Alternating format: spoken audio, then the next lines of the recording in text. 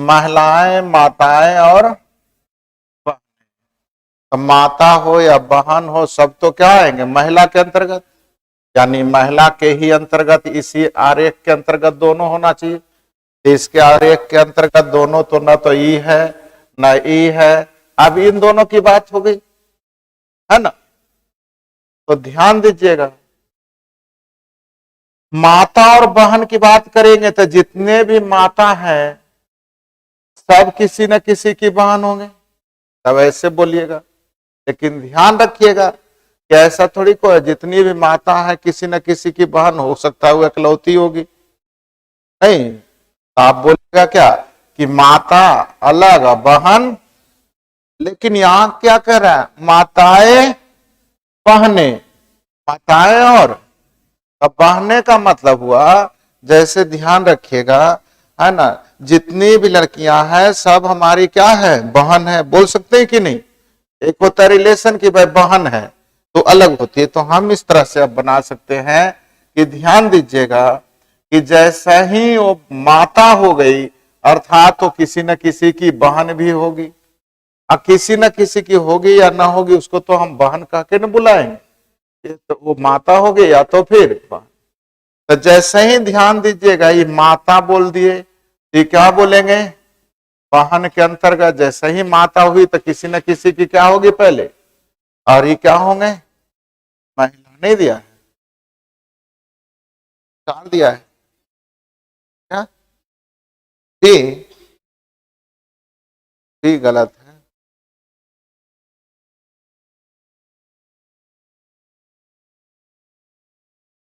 अच्छा डी, तो ऐसा कर दिया है महिला बहन और क्या, कुछ बहन माता है और कुछ माता, लेकिन हम तो कहेंगे जितनी भी माता है सब किसी न किसी की बहन है। जितनी भी माता आप अपने सोच लो कि माँ हुई तो माँ किसी न किसी की तो बहन होगी, हाँ या ना। तो अगर छोटे रूप में लीजिएगा तब आपका डी चलेगा, ऐसे नियम था आपका, कौन होगा, ए होगा। बहने हो गई, अच्छा देखिए, नहीं ब्रदर एंड सिस्टर नहीं दिया है, इंग्लिश से पकड़ लीजिए, सिस्टर्स लिखा है। सिस्टर्स का मतलब होता है ना ब्लड रिलेशन का सिस्टर, सिस्टर का मतलब क्या होता है, ब्लड रिलेशन का सिस्टर। ब्लड रिलेशन का मतलब होता है कि जिसका जैसे हम इनको बहन बोल सकते हैं लेकिन ये मेरा ब्लड रिलेशन नहीं हुआ है ना। ऑल, जैसे मैं बोलूंगा ऑल बॉयज आर ब्रदर है ना, तो ब्रदर शब्द का यूज होता है, एक ब्रदर जो होता है भाई भाई, एक नहीं होता भाई भाई, एक होता है क्या भाई, इंग्लिश शब्द आप यूज करते होंगे ठीक ना। तो भाई का मतलब होता है क्या, ब्लड रिलेशन वाले भाई। अब भाई भाई का मतलब होता है जो भी हम लोग आपस में सब है आपस में भाई भाई, तो ब्लड रिलेशन की बात नहीं हुई, तो सिस्टर लिखा है, इंग्लिश से आप आइएगा। तो इसका मतलब हो गया ना कि महिला के अंतर्गत दोनों आएंगे, लेकिन माता का कुछ ही लोग सिस्टर होते हैं, कुछ ही सिस्टर माता भी होते हैं। कुछ ऐसे सिस्टर होंगे जो कि माता भी नहीं बने होंगे, कुछ ऐसी माता होगी जिसका कोई भाई बहन नहीं होगा, होगा कि नहीं ऐसा। अब मैंने मार दिया किसको, डी को। तो यहाँ पे इंग्लिश वाले से पकड़ लेते, हम लोग हिंदी से बहने शब्द का यूज कर लिए। देखिए अब ऐसे सोचिएगा, तो बोलिएगा ऊन के अंतर्गत दोनों आता है, स्वेटर भी और कैप भी, हाँ या ना। लेकिन जितने कैप हैं क्या ऊन का ही होता है, आपने बहुत अच्छे स्पोर्ट्स कैप देखे होंगे तो ऊन के अंतर्गत आने वाले नहीं है। लेकिन इतना तो अलग चीज है, इतना तो पता है स्वेटर अलग है और कैप अलग है, स्वेटर अलग है और कैप अलग है, हाँ या ना। और इन दोनों का संबंध ध्यान दीजिएगा ऊन से है। कुछ स्वेटर ऊन के भी होते हैं, कुछ स्वेटर ऊन के नहीं भी हो सकते, कुछ स्वेटर कैप जो है ऊन के भी होंगे, कुछ कैप ऊन के नहीं भी होंगे। तब बोलिएगा स्वेटर तो सब ऊने के होता है। तो आप मार्केट जाइएगा तो बोलिएगा वुलन स्वेटर चाहिए, वुलन स्वेटर भी देता है, है ना। और दूसरे एक स्वेटर जो आजकल इतना चला हुआ है, सारे स्वेटर वूलन नहीं होते, कुछ ही स्वेटर ना होते, तो हम लोग इसको मार सकते हैं। देखिएगा, वूलन कैप स्वेटर, सही है। सबसे पहला पकड़ने के तरीके ध्यान दीजिएगा। पहले तो इतना सोचना होगा, स्वेटर अलग है और कैप अलग है। स्वेटर अलग और कैप किसमें किसमें है, जल्दी देखिए, दो गो अलग अलग होना, ये तो कैंसिल हो गया। अब डी को मारिएगा तो ऊन को अंतर्गत लाइएगा तो डी कैंसिल हो जाएगा। क्या सारे कैप वुलन होते हैं? नहीं, डी कैंसिल हो गया। आप बोलिएगा, सॉरी, आप बोलिएगा बी को, मान ले बी को, तो हमने कहा वुलन को भी अलग कर दो, तो क्या स्वेटर का वुलन से संबंध नहीं है ना, तो बी भी कैंसिल हो गया। तब कौन बच गया? आंसर कौन मानेंगे? नहीं दिया क्या? आया ना समझ में?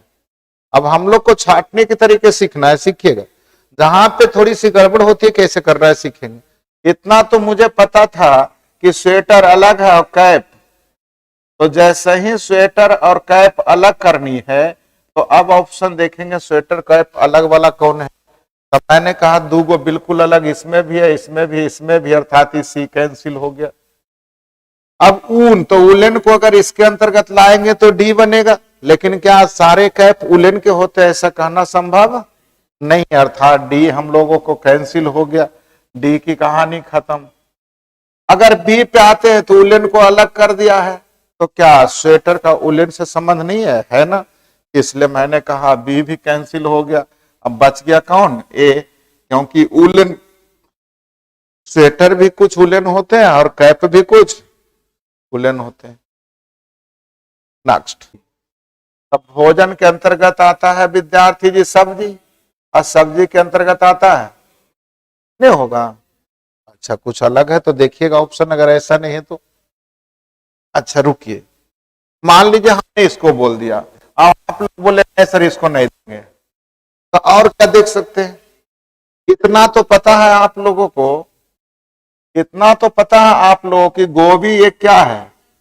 सब्जी, तो पूरा होना चाहिए, हाँ या ना। ये पूरा होने वाला विद्यार्थी जी किसमें किसमें?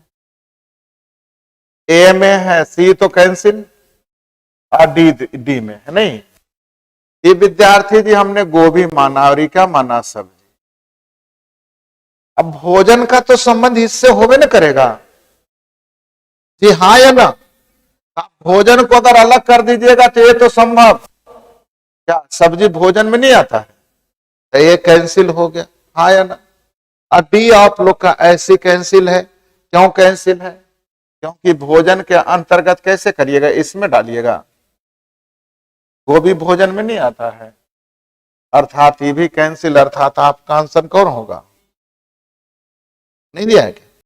मैन और हस्बैंड में केवल सोचिए, पुरुष और किस में? पति में। तो जितने भी पति होते हैं किसके अंतर्गत आएंगे? ये तो कंप्लीट है कि नहीं? ये कंप्लीट है तो सी होने वाला है नहीं, या डी होने वाला है नहीं। अब ए और बी की बात करेंगे तो मैंने कहा ये पुरुष हैं और ये हस्बैंड हैं, अब मॉडल की बात हो गई। अब मॉडल तो पुरुष होबे करते हैं, है ना। अब मॉडल जब पुरुष होते हैं तब बोलिएगा सभी मॉडल पुरुष हो गए, सभी मॉडल पुरुष के अंतर्गत, तो ऐसा भी कहना उचित है नहीं, इसलिए ये भी होगा नहीं, अभी भी होगा नहीं।